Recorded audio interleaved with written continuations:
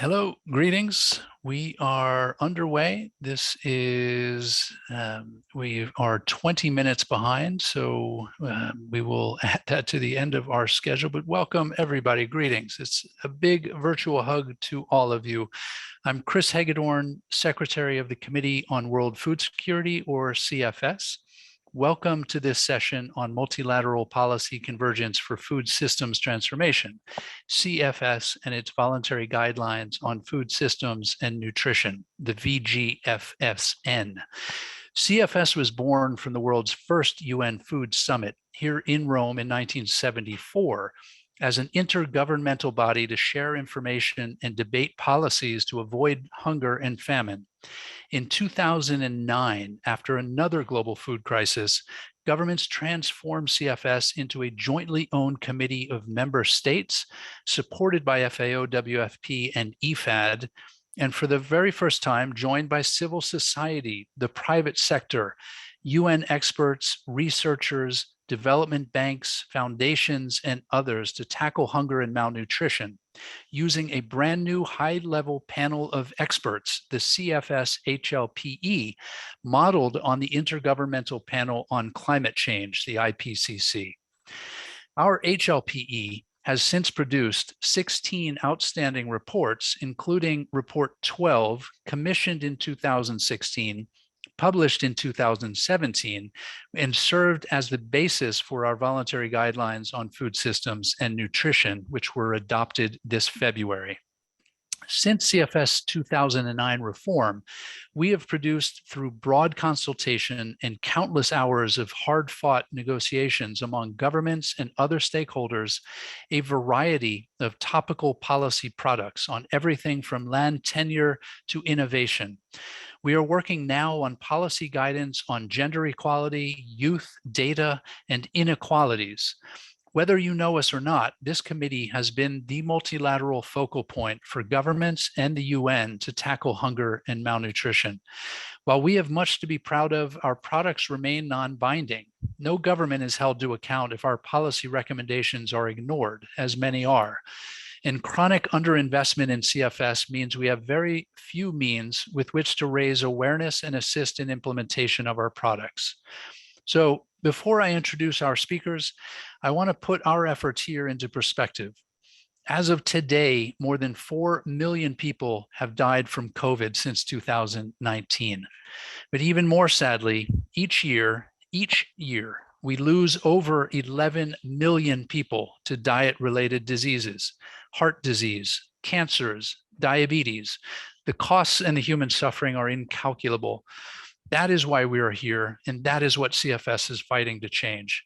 Our VGFSN are a significant contribution, as are our other products and reports. So now let us meet our speakers. We'll start with the chair of CFS, Mr. Thénouat Tien Sinh. He will be followed by Dr. Martin Cole, the chair of the CFS HLPE's steering committee. Then we will have a brief video from the president of Sri Lanka, a statement from the Cameroon Minister of Agriculture, the independent chair of FAO Council, the head of UN Nutrition, the chair of UN Nutrition. We have the Special Rapporteur on the right to food, and we have the head of CFS's private sector mechanism with us this evening. So Mr. Tien Sinh, the floor is yours. Thank you very much, Chris. Excellencies, ladies and gentlemen, good evening. Today we have heard a lot of hopes and ambitions in transforming food system for better futures and healthy planet. As the chairperson of the Rome-based Committee on World Food Security, CFS offered its help to be part of solutions. We are here to discuss multilateral policy convergence for food system transformation, with a focus on CFS and its voluntary guideline on food system and nutrition. I emphasize the word multilateral, since this is so critical to our conversation and so critical to the question of what this summit can achieve. We all know we are far from achieving our global food security and nutrition targets. This is unacceptable, and we have to act with urgency and together to transform our food system. Without this transformation, we will not achieve the SDG. To be successful, the summit needs to make use of existing institutions and build on the experience, tools, and resources that we have in place, including the CFS and its high-level panel of expert HLPE. But these institutions will also need to be strengthened and their resources reprioritized. CFS is inclusive. It has nearly 130 member states, UN agencies and bodies, civil society and non-governmental organizations, international research and financial institutions, private sector association, foundation, and others, which come together to address the most pressing issues relevant to food and nutrition. CFS has a solid science and evidence-based model where all of our policy products are informed by independent HLPE reports. In fact, the CFS Voluntary Guideline on Food System and Nutrition, endorsed by CFS members in February this year, were based on CFS HLPE report number 12. The CFS produces concrete and relevant outputs. Over the past 12 years, CFS members have negotiated, endorsed numerous policy products. The recently endorsed Voluntary Guideline on Food System and Nutrition are the only multilaterally negotiated policy tools at the intersections of food system and nutrition. They address most, if not all, the issue being considered by the summit. They need to be given the prominence they deserve in this summit. No other platform can do what CFS does.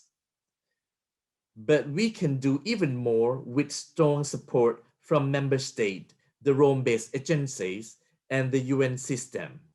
The summit could prompt the strengthening of the CFS and its HLPE, helping it to move from policy development to national and regional coordination, implementation, and promoting accountability as foreseen in its 2009 reform document. CFS will need to support countries working with others in the UN family at regional and country levels to help those countries achieve their ambitions. The CFS, with each HLPE, its negotiated policy products like the Voluntary Guideline on Food System and Nutrition, and its genuinely inclusive and legitimate platform, should be a model for all countries and regions to replicate at all levels to achieve the SDG 2 and other related goals. Now is the time for actions to transform our food system, and CFS has the tools and the guidance needed to make this happen. Let's use them. We need you to translate this policy into action at the country level. Thank you very much. Thank you, Mr. Chair. And now it's my pleasure to invite Dr. Martin Cole, Chair of the CFS HLPE Steering Committee, to give remarks. Martin, over to you. Thank you, Chris. Excellencies, ladies and gentlemen, good afternoon, good evening, and if you're joining me in Australia, good morning. It's the wee small hours here, but despite the hour, it's an absolute pleasure to join this session, very important session on policy convergence. Now, you'll probably be aware that there have been calls to establish a new science policy interface for food security. And indeed, some of these calls have even kind of been framed in a way that you'd almost give the impression that we don't have a science policy interface. Well, as Michael Spector always says, we're all entitled to our own opinions, but we're not entitled to our own facts. And the fact is we do already have a highly efficient science policy interface through CFS and HLP. It's legitimate, transparent, and inclusive. So look, especially at a time when we have so many challenges in food security, even before COVID-19, now is not the time really to reinvent the wheel. We should get behind what we already have and make it better. When the house is on fire, you don't go away and try and invent a new fire extinguisher. You lean in and use the thing that you have in earnest. Now, as Chris has mentioned, the HLP was formed 10 years ago following the reform. The initial chairman of the HLP was Swaminathan, who hoped that it would help the emergence of a coalition of the willing with a reference to elimination of hunger. The committee is made of 15 experts selected in a highly transparent process. We're from 15 different countries, different scientific disciplines, and perhaps most important, very different perspectives. We don't always agree, but where there are diverging views, we try and use the science and the evidence to lay out why there are diverging views. As you've heard, most of the reports are developed in a highly communicated process, includes e-consultation, peer review. Even the scope of the reports is put out for e-consultation. And as you've heard over the years, the reports have led to many new policy products and recommendations: responsible governance of tenure, investment in agriculture, food systems and nutrition, and agroecology. Now, when COVID-19 came along, we had to be innovative. We had to move very fast. And we used the issue papers process to give urgent, high-level policy advice. And this was especially important to give advice around social protection mechanisms.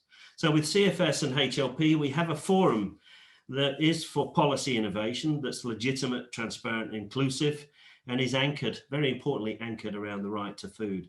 But there's always room for improvement. And one of the most recent reports from the HLP, Food Security and Nutrition, Building a Global Narrative, takes stock of where we are in terms of the progress towards Sustainable Development Goals, and what are the key policy levers that will be needed. And without doubt, we do have to move faster. If the last decade has really been about improving our understanding of the complexity and interrelatedness of food systems with other systems, the next decade must be a focus on the acceleration of innovation and solutions around a food systems transformation. Now, one of the key recommendations of that report was to develop a global model on the food system to better be able to track the progress and to be able to towards SDGs, and also to do foresighting around different policy levers. So look, we need to recognize that CFS and HLP needs to innovate. We need to be part of that transformation. And some of the areas that we're looking at in terms of the improvement is, as I mentioned, the development of integrated assessment models to track progress. And we're going to be looking at that in the upcoming data report. We also need to give consideration for HLP to perhaps initiate its own reports, perhaps building on the critical and emerging reports that the committee does, or also building on the issue report mechanism. I also call on the CFS and its membership at the 49th meeting when it's considering the follow-up to the Food Systems Summit on really how it can improve CFS, how it can improve HLP to be part of that transformation. So look, hopefully there's some useful comments there, context ahead of really an excellent panel. So ladies and gentlemen, just to finish, the House is indeed on fire. Now is not the time to go and reinvent the wheel. We already have a very effective science policy interface. Let's lean into it. Let's make sure that we do that in a way that leaves nobody behind. Thank you very much. Martin, thank you for those sage words. Next, Hans Hoogeveen, not only someone I've known for many, many years when I was a diplomat negotiating a variety of projects, but Hans chaired the open-ended working group, which saw through the negotiations. We had 3 chairs over the years. This is not something thought up when we heard there was a summit. No, this is something from 2016, and Hans is here to tell us more about that. Hans, over to you. It's my pleasure to see you. Thank you very much, Chris, and great to see you. And good afternoon, good evening, good morning, colleagues, ladies and gentlemen, excellencies. It's more than a pleasure to be here in my new role as independent chair of the FVO Council, but also as the chair of the working group who delivered on, I think, a very important tool for implementation of sustainable food systems and nutrition. And I think today we saw a strong message of Amina Mohammed, who's stating we need a bold ambition to improve our food systems.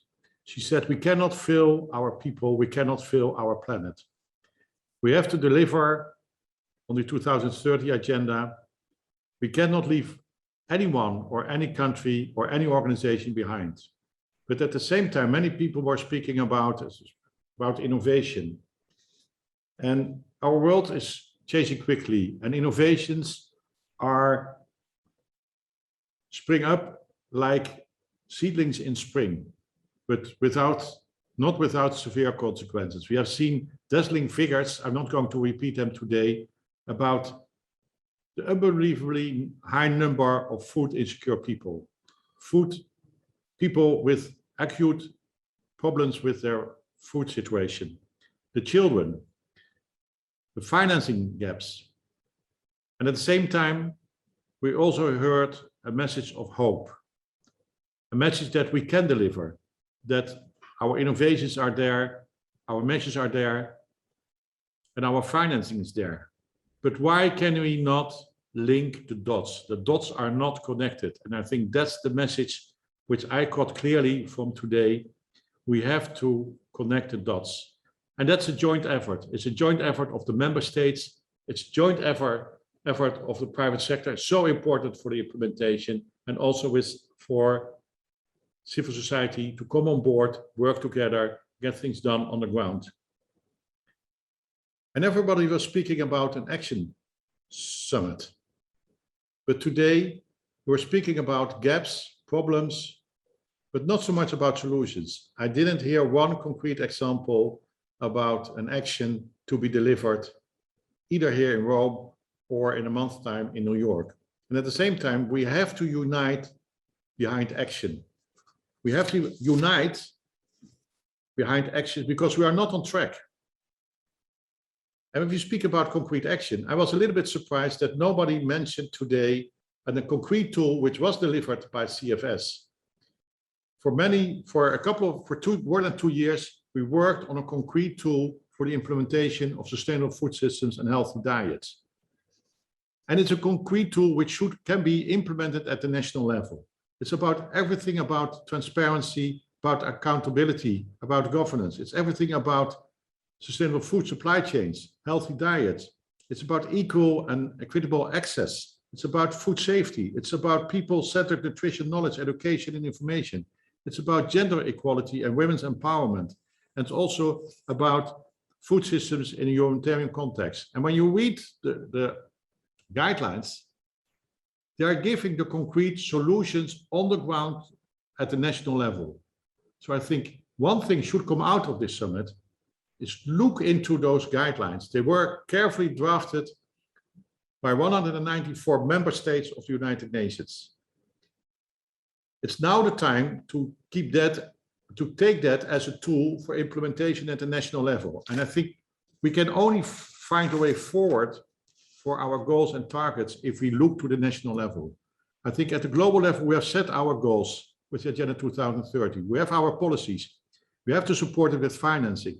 But I think the national dialogues in the framework of the Food Systems Summit clearly laid out how we can do it at the national level.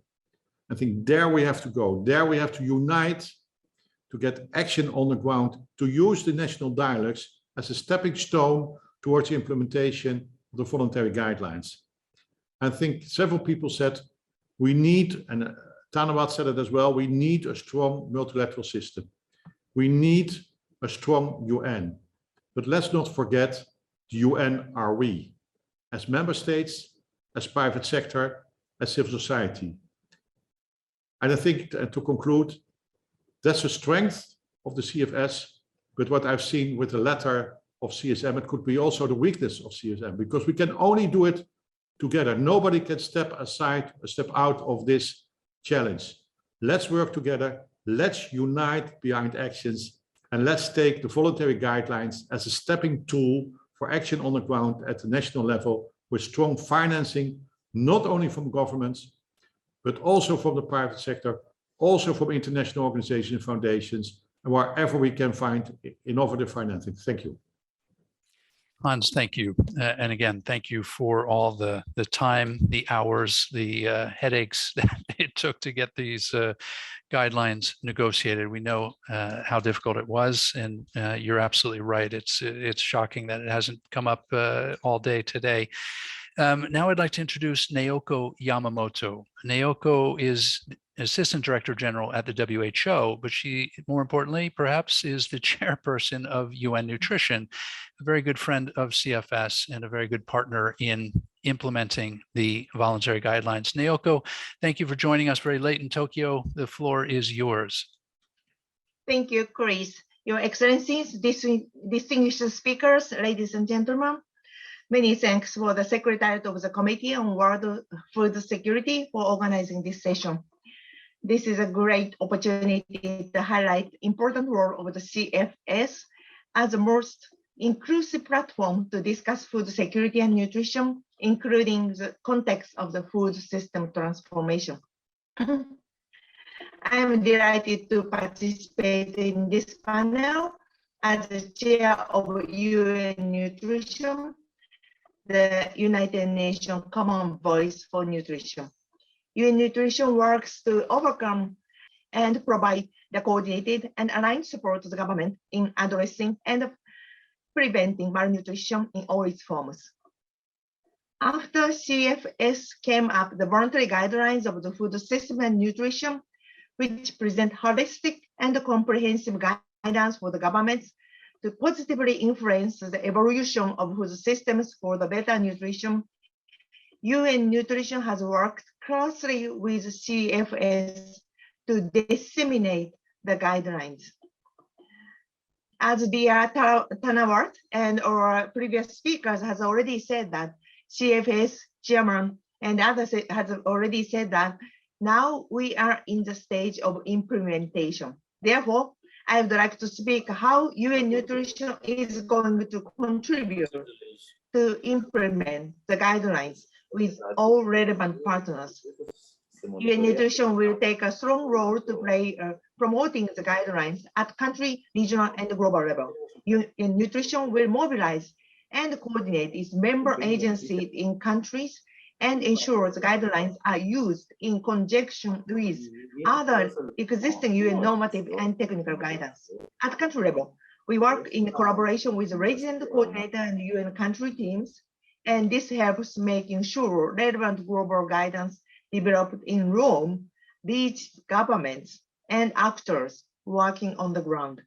UN Nutrition also works in the guidance node to ensure nutrition is well integrated in the UN Sustainable Development Cooperation frameworks. The CFS guideline, together with evidence-based normative guidance with the UN, definitely constitutes a useful tool to support the integration. Together with the CFS, we will go beyond the traditional major nutrition actors and opening avenue for the truly intersectorial support for nutrition. The year 2021 is a critical time to move from commitment to action. I look forward to working with all of you to mobilize political momentum for nutrition and food system transformation along the road to the 2021 UN Food System Summit, COP26, COP15, and Tokyo Nutrition Growth Summit. I thank you very much. Back to Chris. And we thank you, Naoko. Thank you again. Very helpful. And the work that we're doing that UN Nutrition is working with us in partnership on really shows a new page in CFS work, particularly to push out the products to country level. So let me now welcome our friend Michael Fakhri, Special Rapporteur on the right to food, to highlight how these voluntary guidelines can help address human rights issues within our food system work. Michael, nice to see you. Please, the floor is yours. Thank you, Chris. Your Excellencies, ladies and gentlemen, greetings.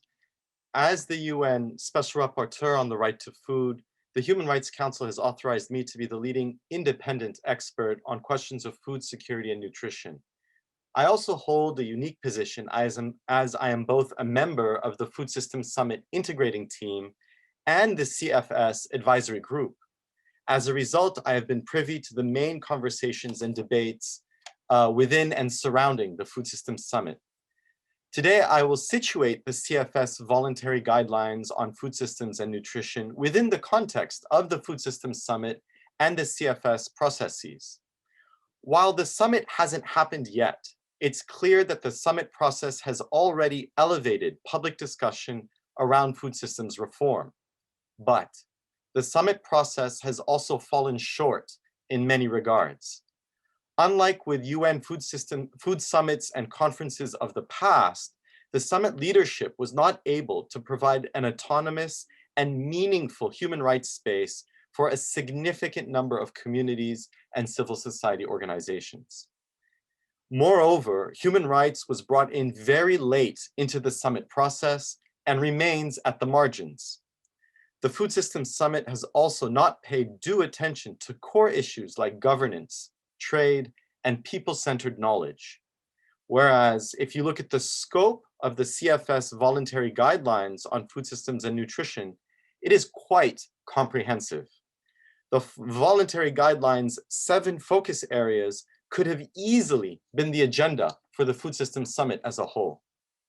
Now, I could offer a critical analysis on the details of the Voluntary Guidelines, but what's important right now is that it comes out of the CFS process.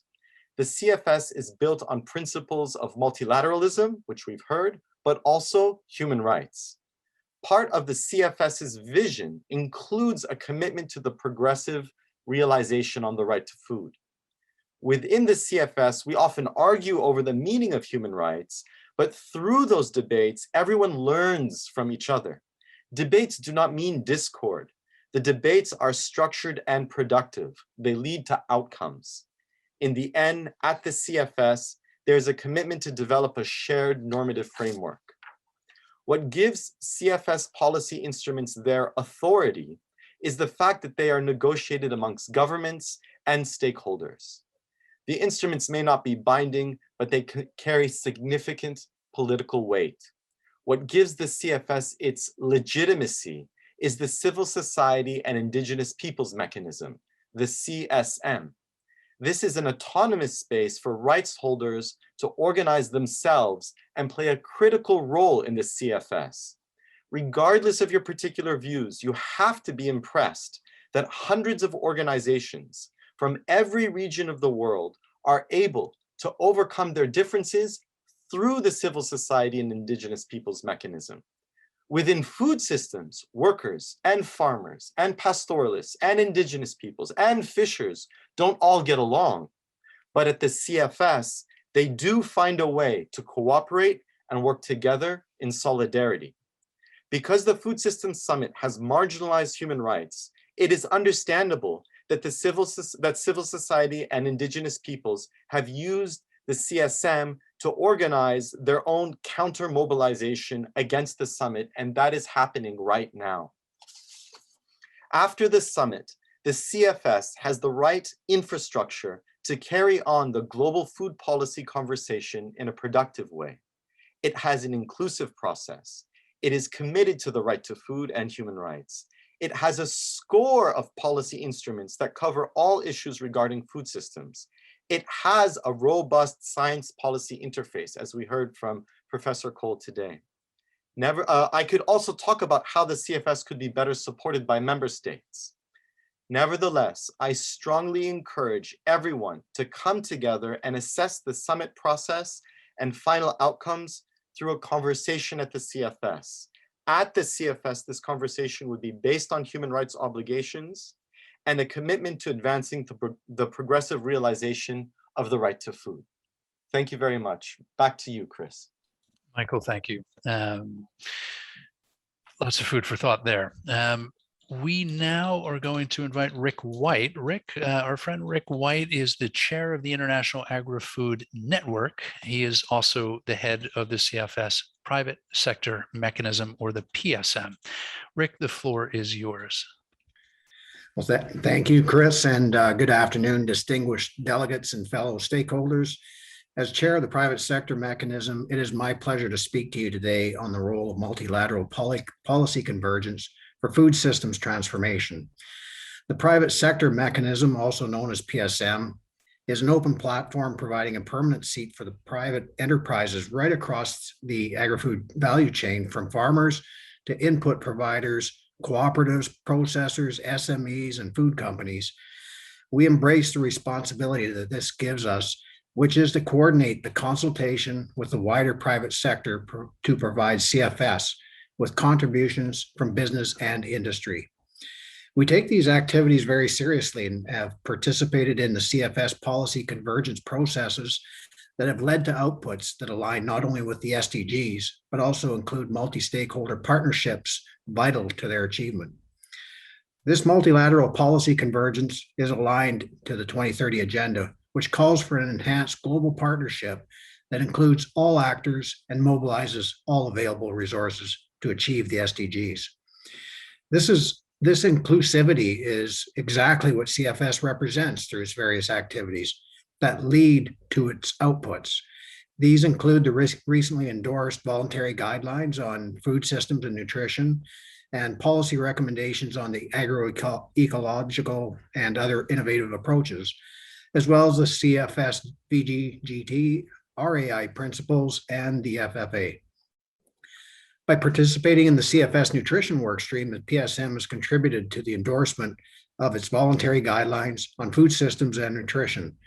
This work required countless hours, not only from its tireless secretariat and workstream chair, Ambassador Hoogeveen, but also from its various members and stakeholders. Why would we dedicate so much time to this process? Because we are aware of the tremendous challenges that the agriculture sector is facing, and not the least of which those our farmers face on a daily basis. The 2021 State of Food Security and Nutrition in the world has analyzed the drivers leading to the increased hunger, and they point to the areas that need change. Representing the entire agri-food chain, the PSM brings to the CFS process its expertise from industry to those topics under discussion. On food systems and nutrition, we were able to share our expertise in various areas, including innovation, technology, and research, so that the recommendations reflected the scientific evidence base that we have at the moment. While great commitments have been made to improve nutrition, much more needs to be done according to each regional and national context. By identifying a path through a multi-stakeholder process, we believe the CFS voluntary guidelines on nutrition provide the policy tool for governments to develop the right policies and responsible investments to address the causes of hunger and malnutrition from a food systems perspective. We understand food systems transformation requires ambitious actions to meet the growing number of hungry, and this will require varied approaches to tackle the challenges through greater innovation, technology, data, improved governance, and institutions. For this reason, the private sector will continue to engage on these issues where we believe we can provide a valuable contribution towards the food systems transformation within the CFS space and beyond. These topics are being discussed today because they relate directly to the topic of food systems transformation, but we must note that they have been discussed extensively at CFS before. In fact, because many issues are thoroughly addressed through CFS processes and outputs, the PSM urges the recognition of their relevance by member states. Here I am speaking about the voluntary guidelines on food systems and nutrition, as well as the voluntary guidelines on tenure, responsible agriculture investment, and all CFS products. They are the result of a transparent and multi-stakeholder CFS process supported by the independent scientific expertise and research from the high-level panel of experts on food security and nutrition. Today's event during the pre-summit is a great step in the right direction, and we hope that through our continued engagement in CFS and the Food Systems Summit, the input of the private sector will continue to contribute positively towards achieving the mandate on food security and nutrition. To build a world without hunger is the noble mandate against which all CFS members, stakeholders, and UN agencies engage at FAO. We need no starker reminder of the importance of this mission than the findings of this month's launch of the State of Food Security and Nutrition Report. Thank you, Chair. Thank you to the CFS Secretariat, and thank you, fellow stakeholders, for your time today. Back to you, Chris. Thanks, Rick. It just goes to show how important it is to have everyone at the table, because we all have an incredibly important role to play. So we now are going to go to the video I mentioned with the president of Sri Lanka. So my team is now working the mechanics of this. Apparently Rai got its schedule wrong, and so we're now going to show that video. So over to you. There we go. Excellencies, ladies and gentlemen, I'm delighted to address you at this virtual session of the pre-summit of the UN Food System Summit today. The right to food is a fundamental human right. Even as governments act individually to safeguard this right for their people, they must broaden their understanding of the complexities of the global food system. Transforming this system is an essential part of the adaptations we must make to sustain humanity and our planet. The ongoing COVID-19 pandemic has greatly increased our awareness that we all share one deeply interconnected world. Even though humanity is socially, politically, and economically diverse, the key challenges it faces are all universal. These cannot be faced by individual nations alone. They must be addressed collectively if they are to be overcome. Decisive, urgent, multilateral action is needed for us to ensure world food security. Mitigate climate change, strengthen ecological conservation, combat loss of biodiversity, and ensure that people everywhere can sustainably achieve their aspirations. The challenges ahead are daunting. However, governments must be unwavering in their resolve to overcome them. In April of this year, Sri Lanka banned the import of artificial fertilizers, pesticides, and weedicides. This decision took into consideration broad ecological concerns as well as clear and present public health concerns. Over the course of many decades, Sri Lanka had become overly dependent on artificial fertilizers and agrochemical for its produce. Decades of overuse led to excess fertilizer and agrochemicals contaminating the land and seeping into the groundwater. This worsened environmental degradation, water pollution, and caused increased greenhouse gas emissions. It also led to widespread chronic health problems in the country's farming heartland and contributed to increased incidence of non-communicable disease amongst the public. My government's decision to ban artificial fertilizers and agrochemicals was in response to these serious issues.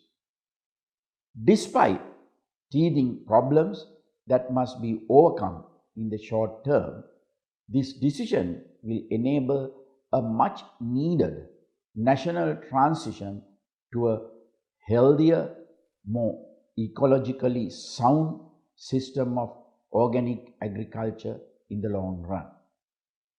My government will support our farmers and agribusinesses as this transition takes place. We also greatly welcome the support of the international community in this endeavor. Sri Lanka has a rich agricultural heritage deeply entwined with its ancient hydraulic civilization that spanned thousands of years. Sustainable organic agriculture is not new to us, but a historic practice we seek to revitalize with new scientific advances and management techniques in collaboration with our partners.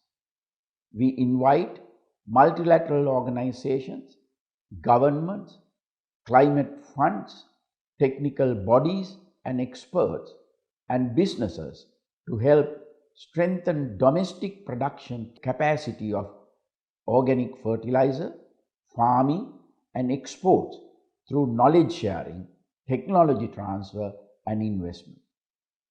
Through these improvements, I am confident that Sri Lanka will be able to sustainably transform its food system and ensure greater food security and nutrition for its people.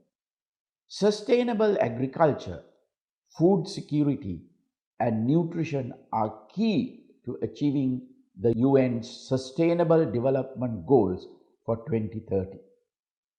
That these goals were unlikely to be achieved on time even before the COVID-19 pandemic is a matter of great concern.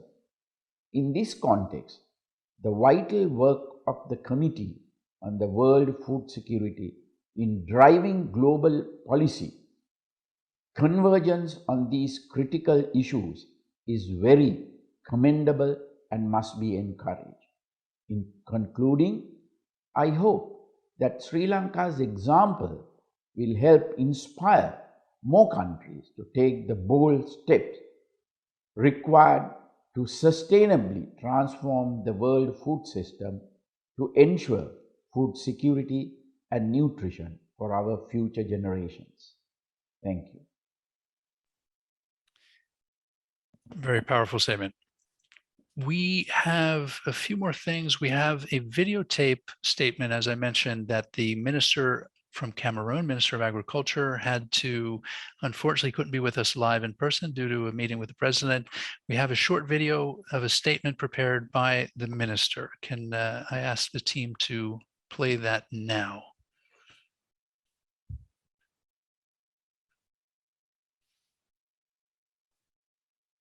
There we go. His Excellency Gotabaya Rajapaksa, President of Sri Lanka, Honorable Ministers, ladies and gentlemen, all protocols duly observed. It's a real pleasure for me to be here today to support the Committee on World Food Security in this pre-summit session and contribute to today's discussion on the importance of multilateral policy convergence for food system transformation and CFS and its policy instruments. I listened with keen attention to the very powerful, insightful, and inspiring statement delivered by His Excellency Gotabaya Rajapaksa, President of Sri Lanka. From all indications, we'll still have a long way to go to achieve Agenda 2030 and its SDGs. At a time when SDG 2, zero hunger, targets are unlikely to be achieved in many parts of the world, this uncertainty is exacerbated by the fast-growing threats due to climate change and the COVID-19 pandemic.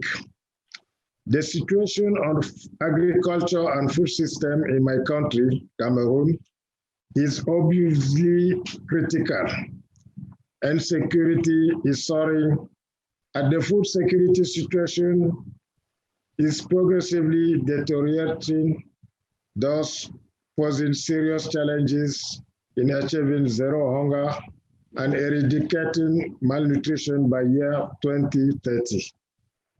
Given that our food systems are based essentially on smallholder producers.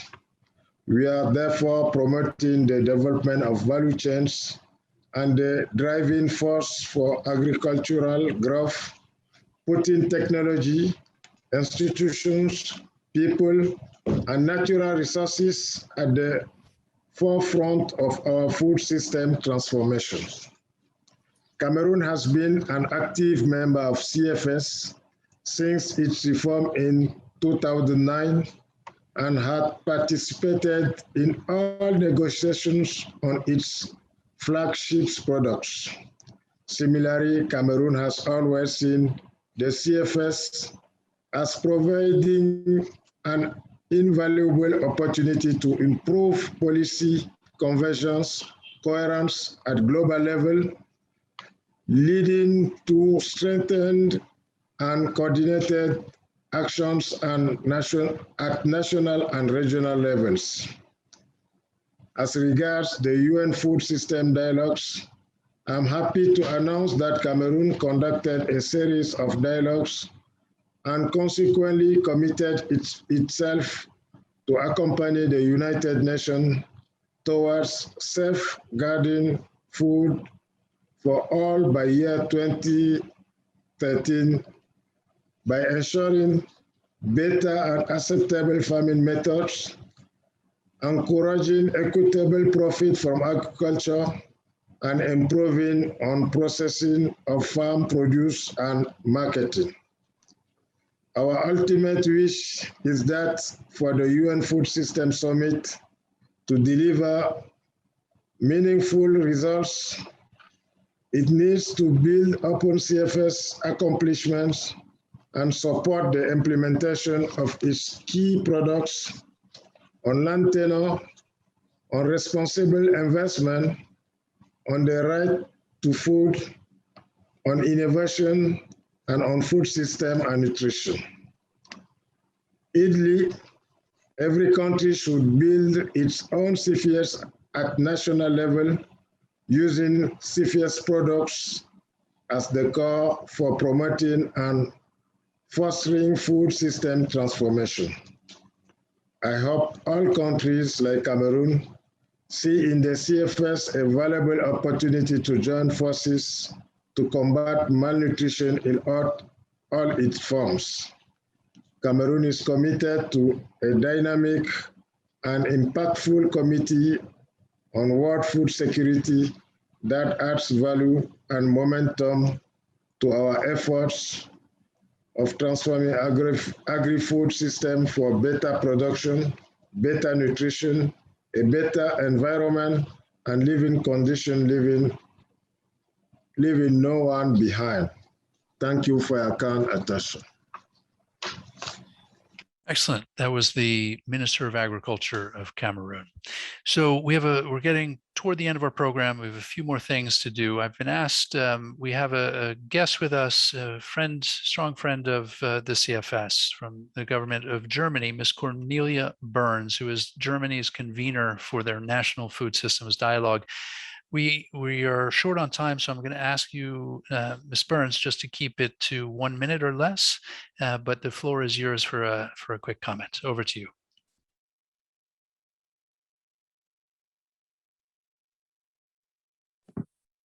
Ladies and gentlemen, Germany appreciates the UN Secretary General's decision to organize the Food Systems Summit. If the world wants to achieve the 2030 Sustainable Development Goals, we all must increase our efforts. Only if we put the right to adequate food in the center of food systems will we succeed.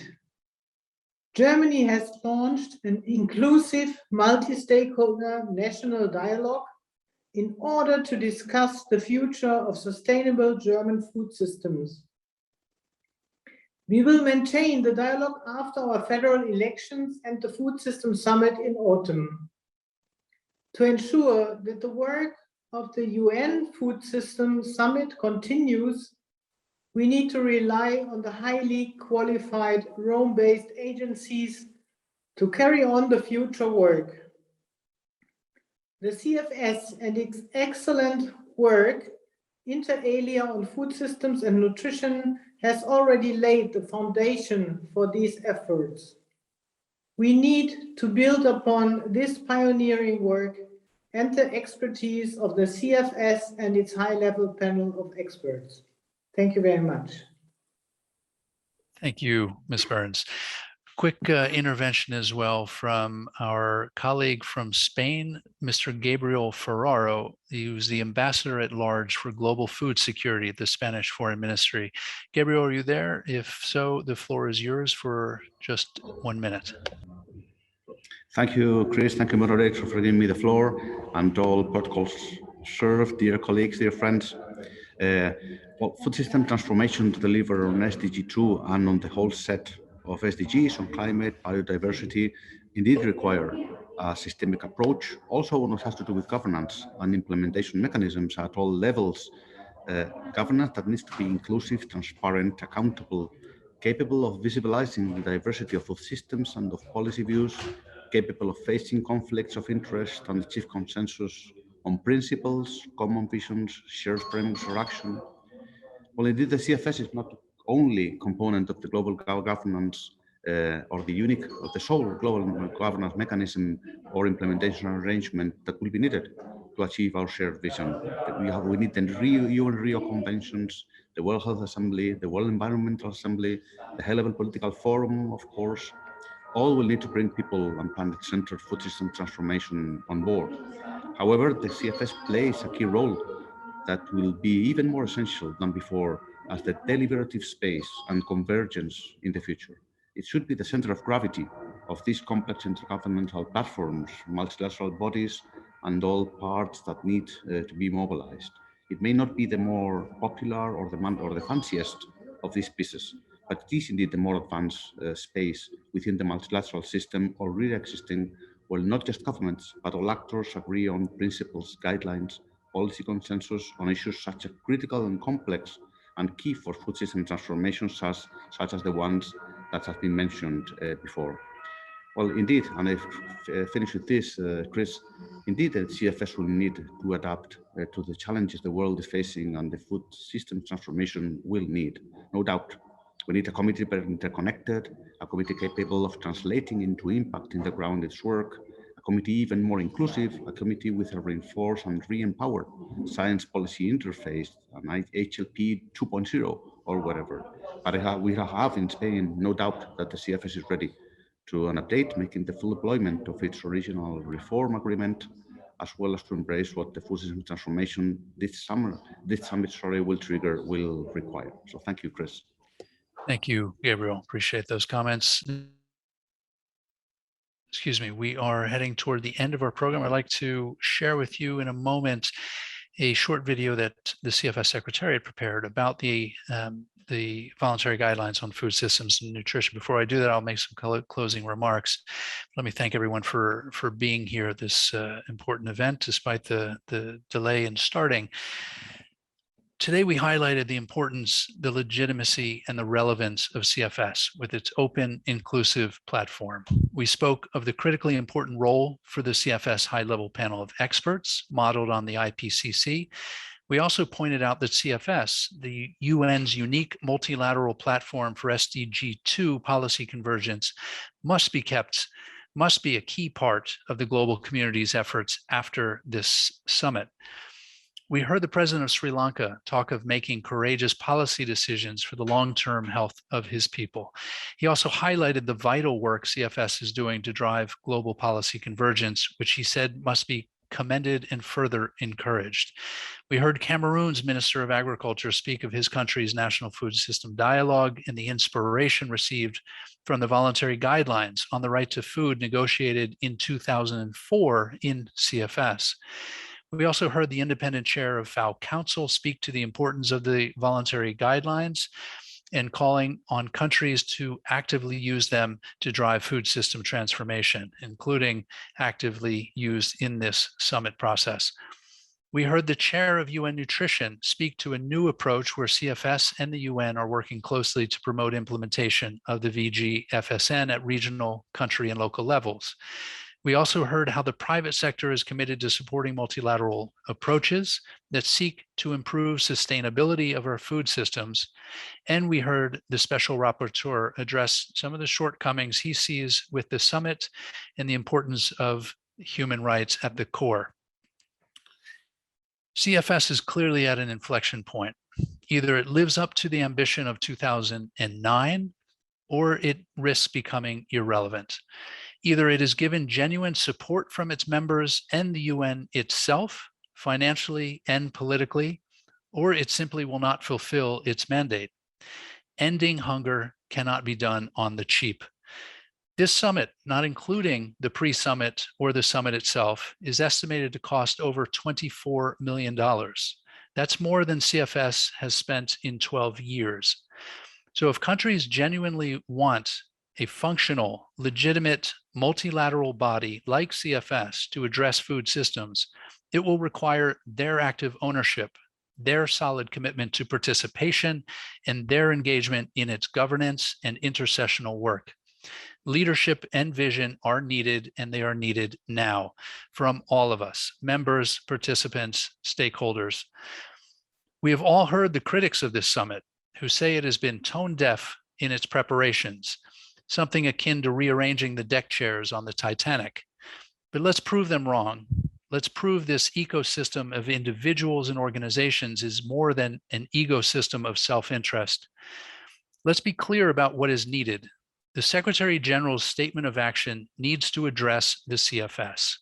The high-level panel of experts, our IPCC for food, needs to be respected and strengthened as the UN science policy interface for food.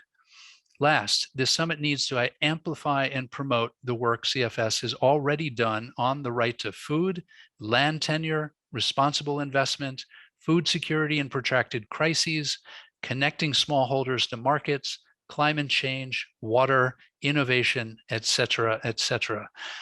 With that, we leave you with a short video on the CFS VGFSN.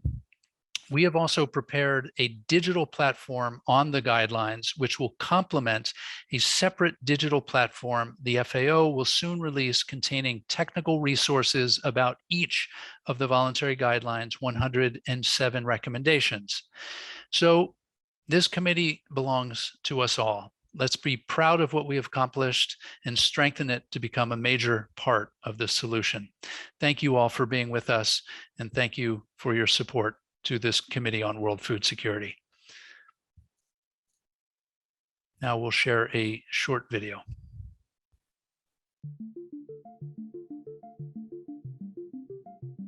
Hunger and malnutrition in all its forms, such as undernutrition, micronutrient deficiencies, overweight, and obesity, are a major global challenge. The latest report on the state of food security and nutrition in the world projects up to 811 million people having been chronically undernourished in 2020, amounting to a total of around 928 million people living in severe food insecurity. 3 billion people cannot afford a healthy diet, which will likely rise because of COVID-19. Malnutrition in all its forms also remains high, especially for children under the age of 5. Malnutrition in all its forms has profound consequences on people's health and well-being.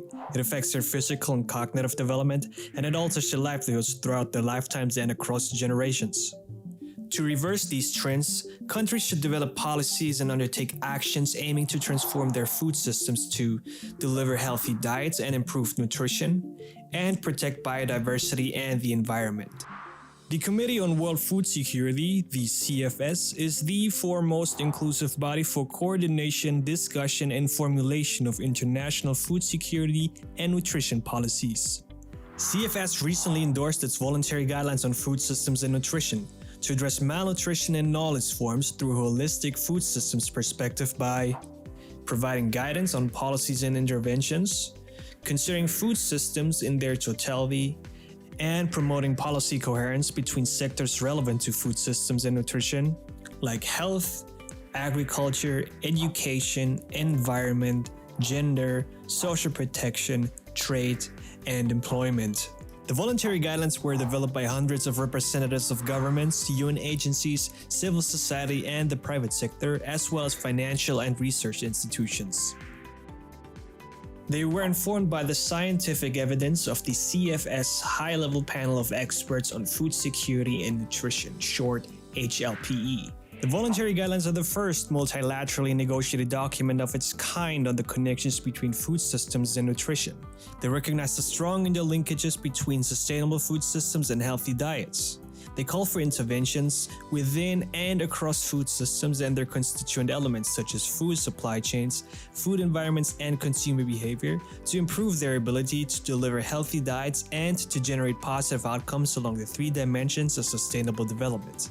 They present agreed texts on key concepts such as healthy and unhealthy diets, nutritious foods, and sustainable food systems.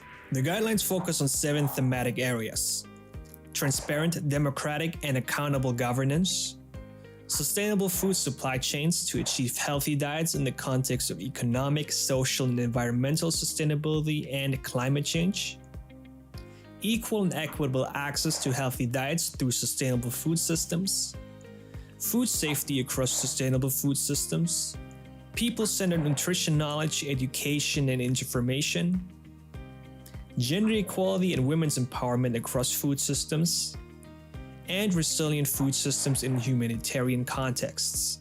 We count on all of you to use these guidelines and promote sustainable food systems that deliver healthy diets. Partner and collaborate with other relevant initiatives and platforms, and promote the dissemination, use, and application of these voluntary guidelines. Use them to foster and guide inclusive dialogues among different institutions, sectors, and stakeholders within the food system. The hunger and malnutrition challenge is worsening. The guidelines are a tool to address it. Use them. Thank you, everyone. I hope you all have a lovely night, a wonderful pre-summit. I hope you all learn a lot, and I hope the CFS continues to be a strong partner for all of you. Thank you again to the entire CFS Secretariat team, the CFS Chair, the HLPE Chair, and all of our distinguished speakers and guests tonight. Thank you.